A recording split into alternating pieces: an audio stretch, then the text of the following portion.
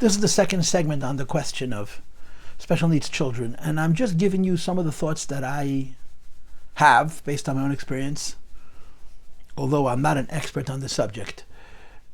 So I said two things so far. Number one, you have to put the couple first. You and your spouse, Mr. and Mrs., have to figure out a way of not forgetting about one another, no matter how difficult it becomes, because it's the greatest thing you can do for yourself, it's the greatest thing you can do for your family, and it's the greatest thing you can do for the special needs child. And number two, your goal over the course of, let's say, the first 6 months or a year after you discover your challenge, or longer, is to create normalcy in this framework, to create a way of having a sustainable life that you could live as a regular person in spite of the challenge. And number three, try to include the remaining children. People have different attitudes about this, and I think we've changed a lot. In the olden days, people took children who were different and locked them up. You didn't want to talk about them, you didn't want them around, you didn't want other people to know about them, and even your own children, you protected your own children from them. We've become wiser and kinder and humbler, for sure. And we can include our other children in helping us raise that special needs child. And of course, we have to be very careful. We have to be careful that on the one hand, we're looking after a special needs child. On the other hand, we're including our other children with that special needs child. But we have to understand the line between taking advantage of our other children, neglecting other children for the sake of special needs child, and the incredibly valuable lesson that our other children learn from the kindness of looking after such a child. I have seen families with a special needs child, and frequently they're the youngest for obvious reasons, that the whole family rallies around them and the family comes closer together. The family develops better character, because what people who are special do is they teach us, they themselves are very kind and very positive and very full of faith.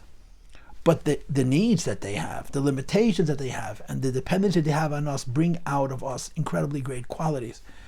And we need the wisdom to figure out a way of including our children in this. But you have to know how much is enough and what is too much. Meaning, you don't want to burn your kids out. They're not the parent of that child. They're the siblings of that child. And they may be younger. And they may feel also that some of their attention, or some of their access to what parents need to give children in the way of attention and even money, is diverted because of that other child, and there could be a jealousy factor. So you have to understand the balance between including them in raising that child and giving them their own space, allowing them to be themselves. Meaning to say, you want to include your other children in helping you with the special needs child, not just because you need help, but it's because of what you're teaching them as parents about what a family is and what a home is and what people are and what kindness is. And in the most ideal of situations, that special needs child becomes the center of the positivity and the joy in the house. I've seen this. But it's about good choices. It's about approaching it correctly. Number 4, and this is a very sensitive point. And number 4 is, we will have to make decisions sometimes with our special needs children that are incredibly hard and incredibly cruel. In other words, we can make this choice or we can make this choice, and you can't do it halfway. Whatever that choice is, like for example, putting your child in a home or sending a child off to camp or keeping the child home. Decisions that we make that affect them and us and the family that are very, very, very painful. And sometimes you and he or you and she will disagree, and it gets very, very personal. And there's no room for gray. You can't compromise it. You have to do it this way or this way. You have to cut yourself slack. You will have to make very, very serious decisions over the course of the life of that child, and then the child's going to get bigger and bigger. And some of those decisions are going to be very hard. Whatever decision you make is right. Whatever decision you make is right. You have the best interest of the child's in mind, and whatever decision you make, someone's going to come along and tell you that was a terrible decision, it was wrong, it was either too sacrificial or it was too cruel or whatever people think. People can talk all they want, but you should know that whatever decision you make is correct. You make a decision and you live with your decision and you forgive yourself. You forgive yourself for the fact that you're not Superman. and you did your best, and you made the best decisions that you were able to make. And this, I can say it 100 times. Whatever decision you make is the right one. And so often, the choices are so painful. And you have to make a choice. And you and your wife, you and your husband sit down, and you can disagree. And you decide what you're going to do, and whatever decision you make is good. And you have to be kind to yourself. You have to love yourself. You have to forgive yourself, and so on.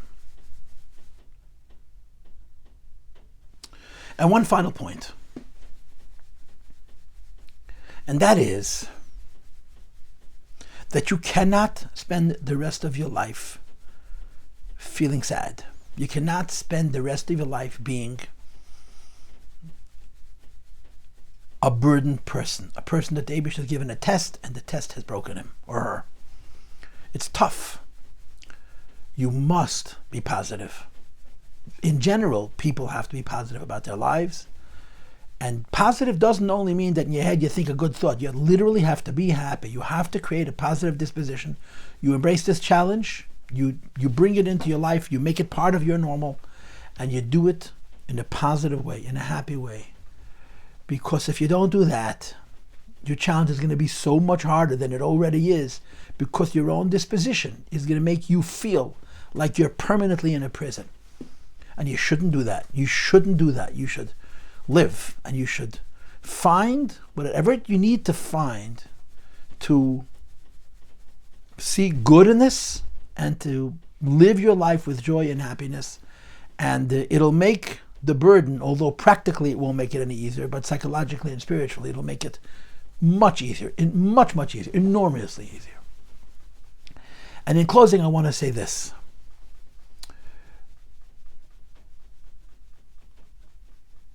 And this is, I think, is a personal experience also. It's not I think, I know it's a personal experience. When you see another person suffer, and people suffer, you don't need me to tell you that. You say, oh, what a rachmanis. It's terrible. Their life is so hard. And you look at the person who's dealing with an ill child or chas v'shalom, some other calamity, and you just envisage pure suffering, pure pain. Here's what you as an observer don't know. That human being has 24 hours in a day, and 60 minutes in an hour, and 60 seconds in a minute, which is an awful lot of seconds. During the course of each day, they do so many positive and happy things. Their life is not only tzadus. There's a tzaddah in their life, but they're living.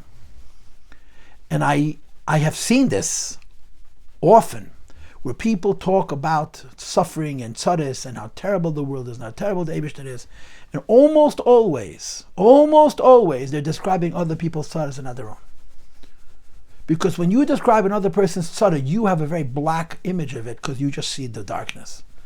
When you're going through a hardship, there are so many wonderful things that happen every day in the course of living, interacting with your children, interacting with your family, interacting with your special needs child. There's a lot of living going on. And other people who look at you with pity, and oftentimes they don't know what to say, they withdraw, they shy away, even people quite close to you, because they don't know what to say, and they sort of feel helpless in the tzara that you're going through. And they look at you as a nebuch. You're not a nebuch. And I think it's a very important lesson for people going through challenges. And it's also a very important lesson for people who are close to people going through challenges. When a person goes through a challenge, their life is not all bad. There's a challenge, but life is always good. And you want to find a way of always living the life on the level that is good in spite of the challenge. And if you're comfortable sharing, and not everybody is, if you're comfortable sharing with people closest to you, and including them in your burden, and including them in this idea that you're still living, you're still a person, and you still have incredibly positive experiences in your life, you'll do yourself a favor because you'll have more support, and you'll do them a favor because you'll redeem them from worrying about you unreasonably, and you'll also tell them what they can do for you.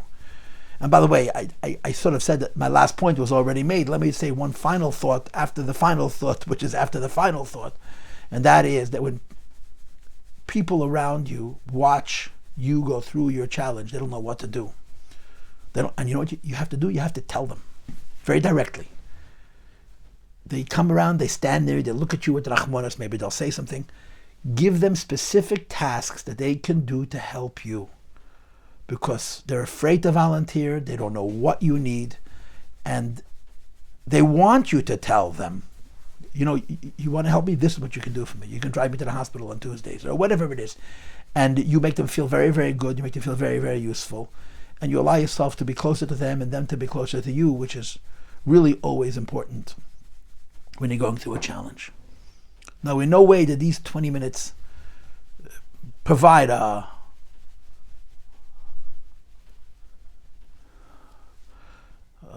instruction manual for going through challenge. But these are some thoughts which are really based on our experiences. And Hashem should give you the koyach, not just to survive it, but to live it.